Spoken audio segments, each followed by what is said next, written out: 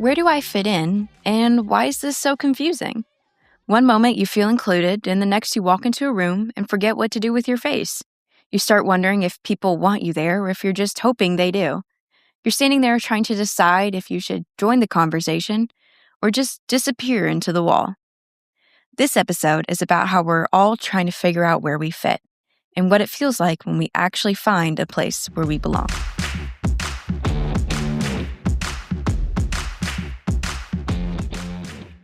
You're listening to the By Her Hands podcast, a space where young women figure things out together, who we are, what we want, and the power we already carry. It's brought to you by WaterStep, a global leader in safe water innovation. Learn more about how women and girls are shaping healthier futures, each by her own hands, at waterstep.org.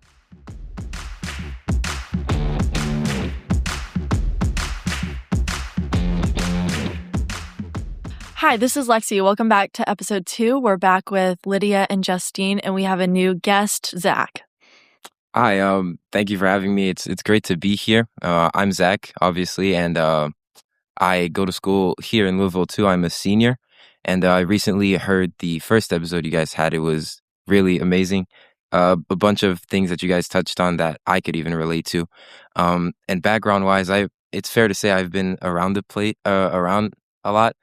I've, I was born in Arizona, then I moved to Senegal, and then I moved back to Louisville, then to Congo, and then back to Louisville. So, I've had my fair share of experiences, perspectives. I've learned a lot too. Can you tell us some about that and how your time was in Senegal and Congo, and how has that affected you? Yeah, for sure. I'd say that it makes it very obvious that you're different from everybody else who's there, especially since they've had this consistent exposure to that place that you're just learning about. So it really highlighted what it meant to belong and to be from somewhere for me. And, I spent a lot of time thinking about that to the point where it became my main topic for my college essay that I recently wrote. But yeah, it's definitely something that I could tell was different. And for me, it felt unique, just, in general. I kind of get what you mean, like in being different. It's not as severe as going from Arizona to Senegal to Louisville to Congo, yes, and then back to Louisville, I believe. But I was in a private school from pre-K all the way to 8th grade, and I knew all of those kids, all 24 of them, since kindergarten pretty much. And then I went to a public school. And my grade went from 24 to 400. And I knew all of 2 kids out of the 2,000 that attend my school. So that was a lot of fun. So I do understand how, and I did feel different. I felt like I had to change myself so they wouldn't perceive me as like a snob or anything. And that I needed to blend into the people around me. And I was like, okay, I'm going to dress fine. I'm going to keep my mouth shut. I'm a chatty person. I don't know if you can pick up on it or not. And I'm kind of loud. So I was like, I need to play myself down to make friends and to blend into this new school. And it worked fine until my 4th period, first day of school. My friend said, my now friend, at the time, I didn't know who she was. First thing anyone had said to me at the school was, "Are you gay? My friend thinks you're cute." Wow. All right. And that is how I made all of my friends at my school. She was like, "Come sit with us at lunch." And I made friends with all of these girls. One of them who just did my nails, and I love her so much. And I love your nails. Are they cute? I told Yes. you, yeah. Very. So we're still, it worked out real well. I made some really good friends from there, and, it all worked out fine. And turns out I didn't have to pretend to be something I wasn't. And I don't know. Opportunity just happens. I didn't have to worry about it. So how was it for you trying to make friends in Louisville after going through so much? No, I think it's really funny that you say that because in my case, I think my sophomore year I was at a public school, and then junior year, and even now I'm in a private school. So I kind of had the opposite of what you did, coming from somewhere where not a lot of people really knew you to somewhere where you were in a like tight and closed community and really just like a family, and you were like just that what's it called? stepbrother that was just walking on in. But the experiences at first are really something. It's a lot like what you said. You really don't expect it, and you feel like there's a lot that you have to do to fit in. In my case, it was way too obvious that I was not, like everybody else. Uh, in my school specifically, they take a lot of time to make sure that you can like spend, time outside of class to do what you want. Like we have like clubs and activities in the middle of the day every single day. Although it's not a lot of time, it's still very important for the students to, relate to one another and like, grow closer. So coming in, I thought I'd have to buy into that and do that as well. But it took me a long time to realize that that really wasn't the case. You could really just spend your time the way you saw fit. Actually, I wanted to touch on an idea that you said earlier, and Lydia, you touched on it too about going from either switching schools from public to private, or from you is more switching from middle school to high school. I had been at my middle school and preschool with the same, group of 40 kids since I was about 5 years old. So I knew them really, really well. And then going into high school, I sort of really wanted to break out of my shell and try to meet new people. And some of those girls still transitioned in high school with me, but it was a lot of new people. And so I walked in, feeling out of place. I really felt like I didn't belong. But freshman year, these girls invited me to sit with them at lunch, similar to you, Lydia. And it really helped me.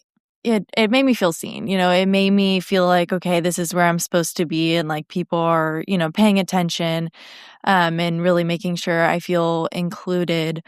Is there a time that either of you guys have felt similar and felt that sense of inclusion from somebody? Absolutely. Yeah, it was that moment, where she was like, "Here, just come sit with us at lunch. My friend wants to talk to you." Like, "Yeah, you know what? I don't know anyone at this school. Sure, sure, that's fine." Um, and, I learned from that everyone is scared too. Like, it's not just Mm. me. I went into here thinking, "Okay, everyone's already gonna have their friends and their groups, and I'm gonna have to, like, try to squeeze my way in somewhere because everyone had told me, like, you have to make friends in high school or everything will go bad, and if you don't make friends, like, you'll just have a terrible high school time, and it's hard to make friends. Everyone's got their own things." There's so much fear going into it. And I'm sitting at this lunch table, and it took me months to figure this out. But the kids I'm sitting with barely know each other. Like, 3 of them had been friends going into it, and the rest of them had just been like, yeah, we kind of had the same classes, and they all just became really chatty because we all wanted friends and we all wanted to have a good time. And it was a very diverse group of people, that table, let me tell you. A lot of interesting conversations, but I made some of my favorite memories from freshman year and from being in a public high school instead of a private one. Mm. And I found that I feel more comfortable there. I didn't have to put on a performance or anything, and that I could just be who I was. No, it's cool that you say that because I can really relate to that. Maybe not the part where someone took the initiative to come and invite you in, but in my case, I think again opposite to you, I didn't really have that. But looking back, I think it's super and like insanely important to be that person, to take that first step for people who don't have that you know courage to do so, because that's really all it takes to realize that there's no reason to feel that isolated or discomforted. But yeah, that's what I got.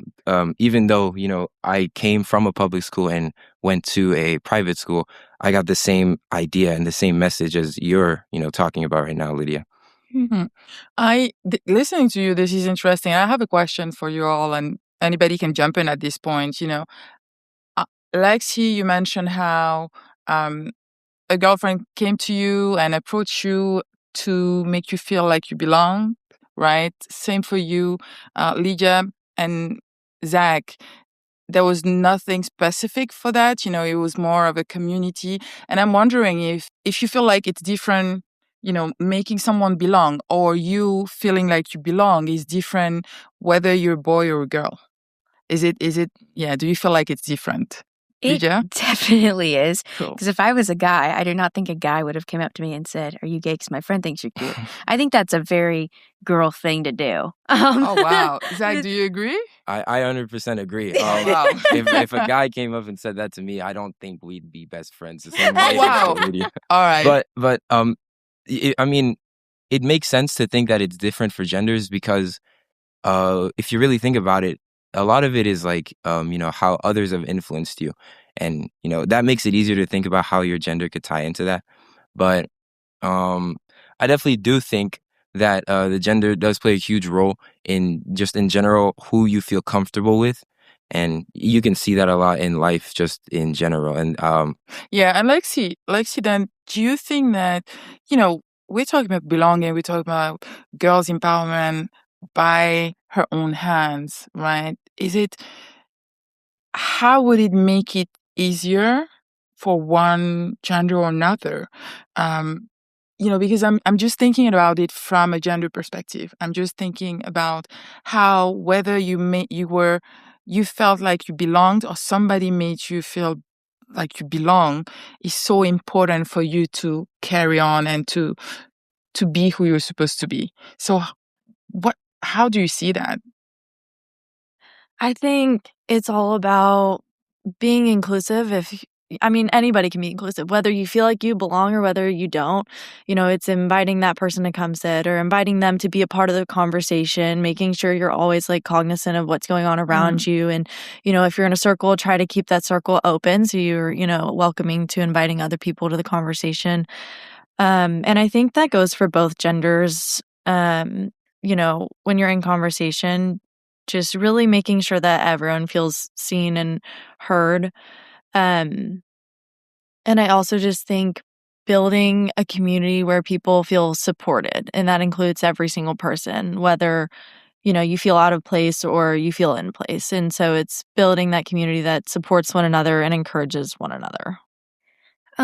For me, I again, I went from a Catholic school to a public school, and at my old school, I feel like the gender roles were a little more enforced, not enforced, but it was just expected than it was at my current school. Like I remember, and it's as simple as like PE classes. I didn't go to an all-girls school or anything.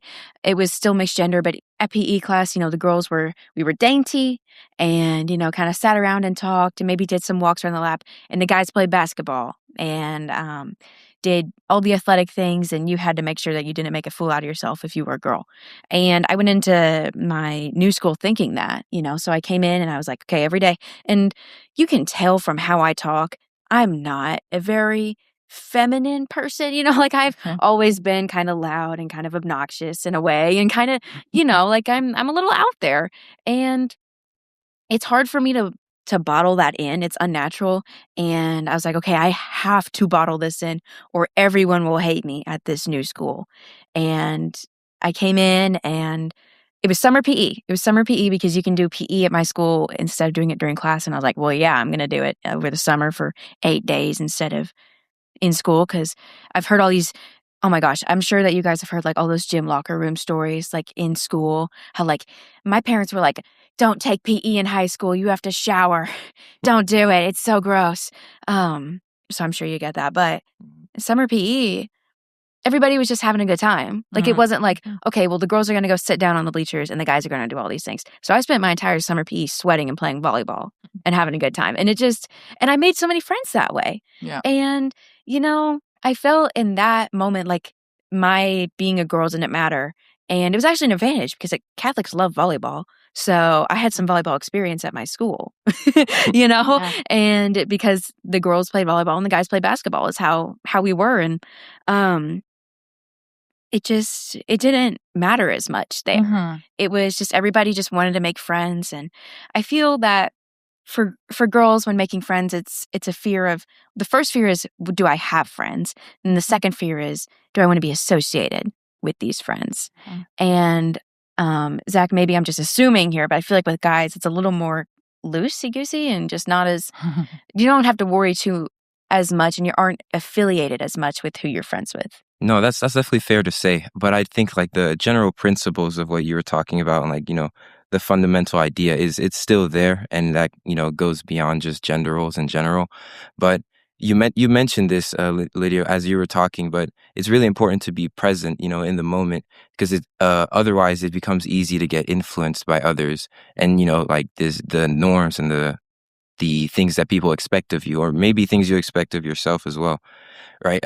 And to tie that back to my essay, that's really what I talked about for the most part, right? The idea of feeling like a spectator to things that are happening around you just because you weren't there for it, right? And like the best way to, like make up for that is to try and be there while you can, rather than worry about, whether you will or whether, you can, or, because you weren't, it's important to make sure that you are right now.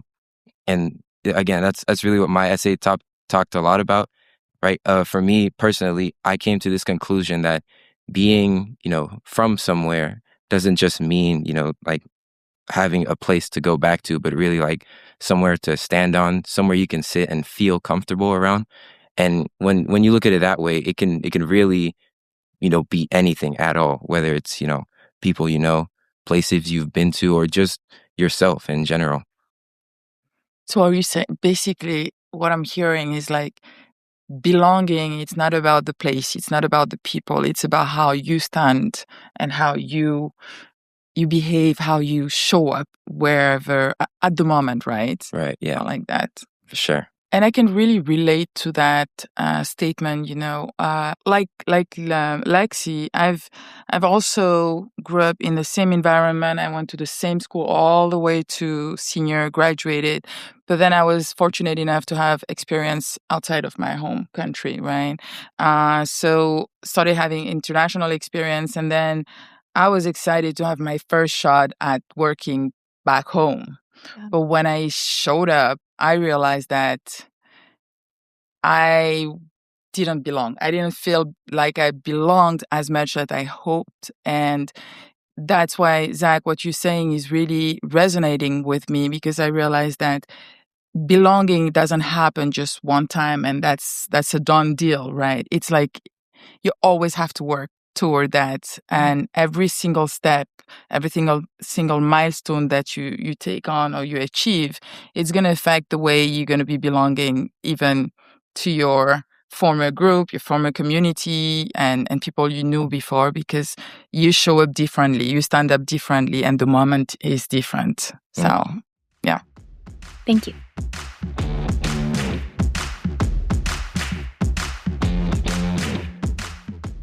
Before we continue with our episode, let me take a minute to remind you that By Her Hands is a global program empowering women and girls through safe water access, menstrual health management, and economic opportunity. The program and these podcasts are brought to you by WaterStep. Together, we believe that when a young woman can protect her own health, she leads. When she leads, her family thrives. And when her family thrives, her whole community grows stronger. Learn more about how women and girls are shaping healthier futures, each by her own hands, at waterstep.org.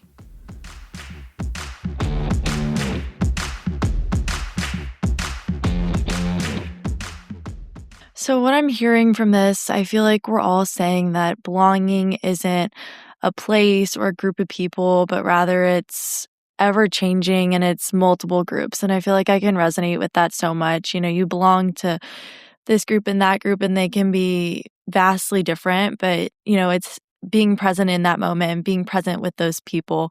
And really for me, what strikes me the most about belonging is surrounding yourself with people that have similar values as you, which is what's so important about my WaterStep family, and really, really feeling like I belong here is because we have that same sense of similar values, wanting to help, having empathy, and, really wanting to create change and wanting to put in the work to get there. Yeah, what you said with feeling like, you need to be someone to belong, and then realizing that it's not really who you are if you can belong or not. It's just that how you are in the moment. Like I really do feel that and resonate with that. And it's kind of the first time I've really thought about it in that way. I always just thought that I started belonging when I stopped caring what other people perceive me as much. But I like that way of just viewing it as being in the moment, and being there. No, that's 100% true. I feel like something that's really ironic about this idea of belonging, it's that it's more about you than about the people or the environment that you try to belong to, right? This idea and this feeling of being okay with where you are is probably the biggest part about belonging.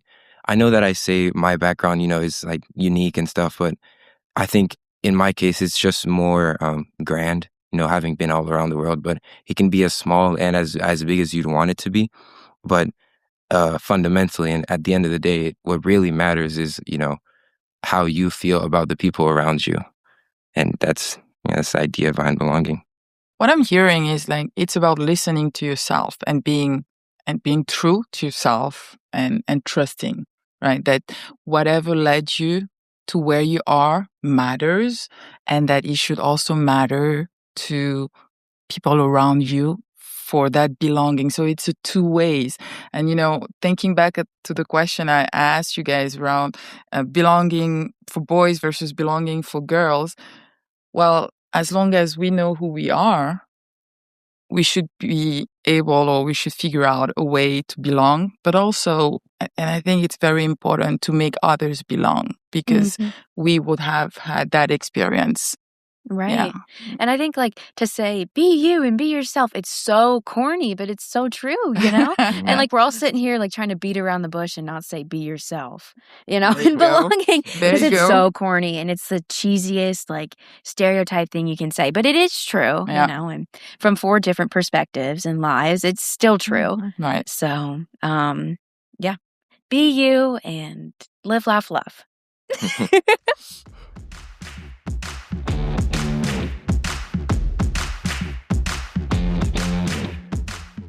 You've been listening to the By Her Hands podcast, brought to you by WaterStep. Around the world, girls carry so much responsibility, hope, and the work of caring for their families. WaterStep equips them with tools and training that help them protect their own health, support their schools, and lead change in their communities. When girls have the tools they need, their power isn't something they search for, it is something they carry. Learn more about how girls everywhere are shaping their futures, each by her own hands. And if you want to explore more about connection and belonging, visit WaterStep.org.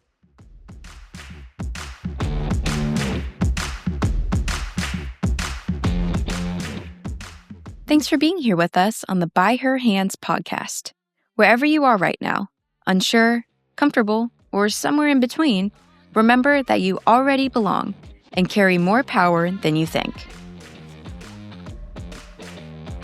Listeners are reminded that the ideas, opinions, and information expressed on the By Her Hands podcast belong solely to the guests and do not necessarily reflect the views, policies, or positions of WaterStep, its staff, partners, donors, or affiliates. This podcast is provided for informational and educational purposes only and is not intended as professional advice of any kind. WaterStep assumes no responsibility for actions taken based on the information provided.